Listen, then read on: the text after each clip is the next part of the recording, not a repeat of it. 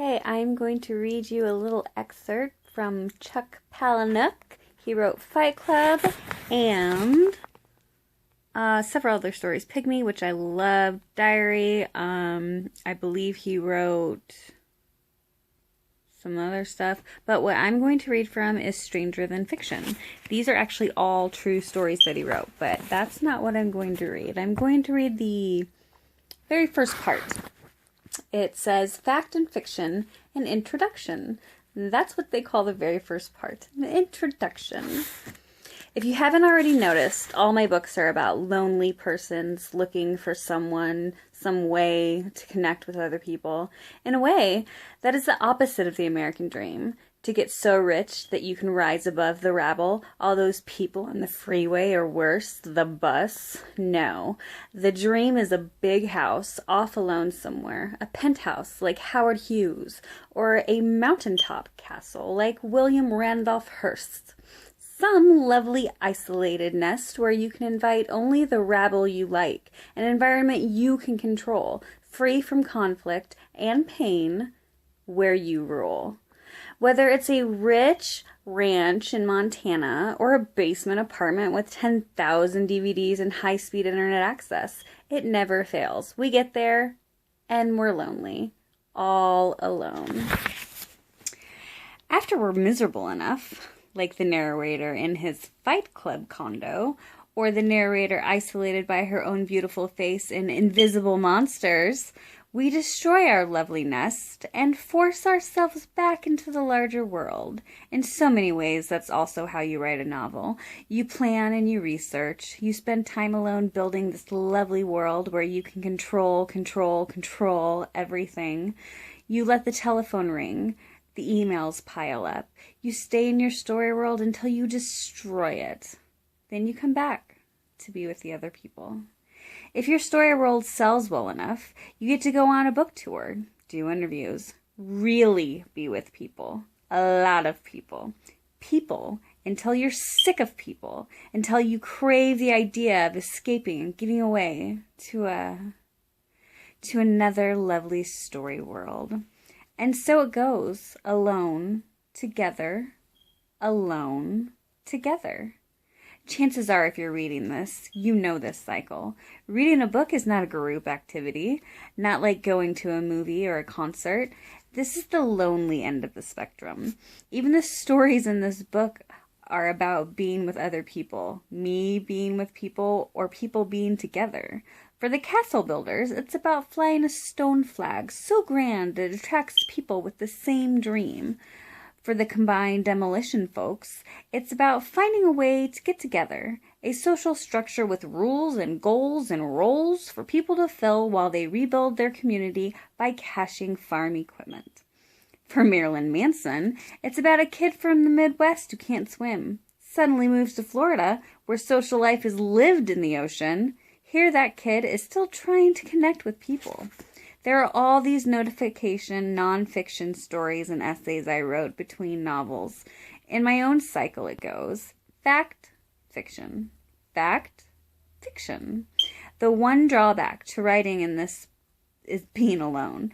The writing part, the lonely, guerrero part. It's people's imagination that's the difference between a writer, a journalist. A journalist in the newspaper or a reporter is always rushing, hunting, meeting people, digging up facts, cooking a story. The journalist writes surrounded by people and always on a deadline, crowded and hurried, exciting and fun.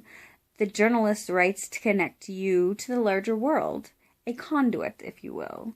But a writer is different. Anybody who writes fiction is, people imagine, alone. Maybe because fiction seems to connect you to only the voice of one other person. Maybe because reading is something we do alone. It's a pastime that seems to split us away from others. The journalist researches a story. And then he researches it. The novelist imagines it.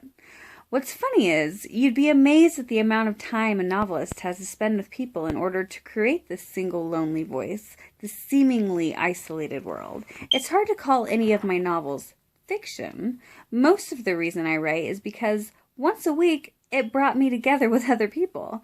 This was a workshop taught by a published writer, Tom Spanbauer.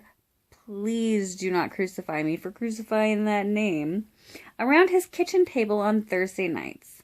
At the time, most of my friendships were based on proximity. Neighbors or coworkers, those people you know only because, well, you know, you're stuck sitting next to them every day. The funniest person I know is Dana Walsh. Ina Gerber calls coworkers your air family. The problem with proximity friends is they move away, they quit, or they get fired. It wasn't until writing workshop that I discovered the idea of friendships based on a shared passion. Writing or theater. Or music. Some shared vision.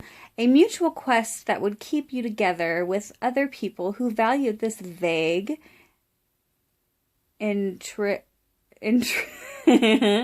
incredible skill you value.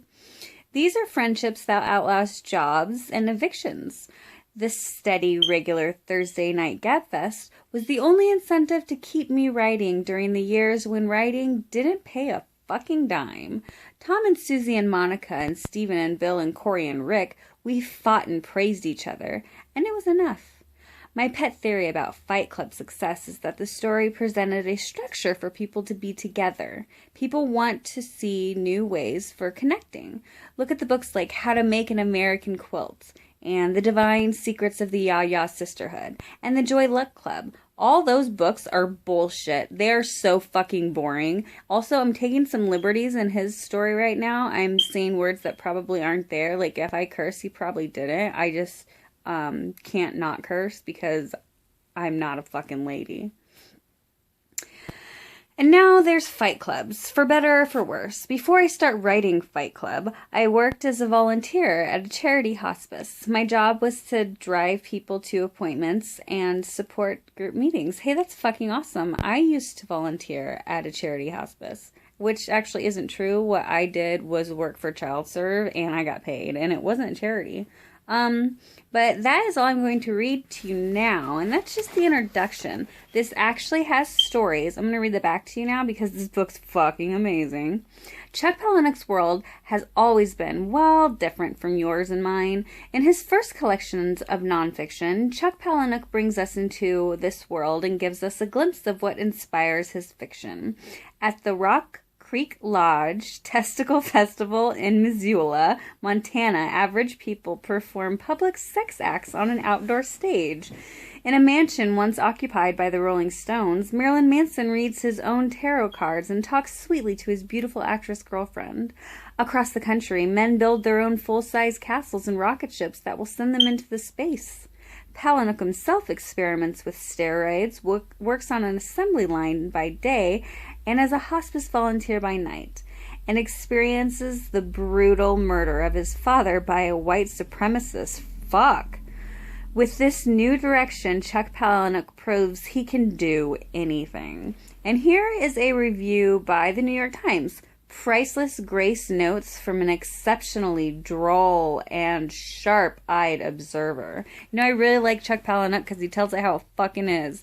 And even if that's not how it is, because he just made that shit up, that shit is how it is because Chuck Palahniuk said it was. So here is the book. I got it for like 99 cents because I belong to this really fucking awesome book club called H&B Books. There's a waiting list, but you get books from all over the fucking world. I got this one for 99 cents, and I have several others by Chuck Palahniuk, David Sedaris, Augustin Burroughs, and if you like any of those guys and you want me to pick up one of their books, like, I'll go ahead and read some of that shit if you want. I also enjoy Marianne Zimmer, I just love books. I have the Girl with the Dragon Tattoo collection. Like, if you're ever interested in any of those, little taste them to see if that's something that you're interested in reading, why don't you let me know? And I'll go ahead and I will read that shit to you, and you will know if you want to read it or not.